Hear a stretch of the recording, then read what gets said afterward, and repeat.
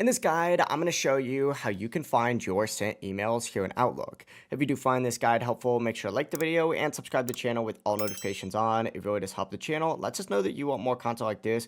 We'd greatly appreciate it. And if at any point throughout this guide you do have any questions, ask them down in the comment section below and we can help you out further. I'm going to be doing my best to reply to every single comment down there. Maybe you forgot if you actually sent an email or not. It happens to me all the time. And you want to check your sent messages. Here's exactly how you can do so. Begin by obviously opening up Outlook and look in the top left corner. And you're going to want to tap these three lines right here to show the navigation pane. And you're going to see a bunch of different options just like so.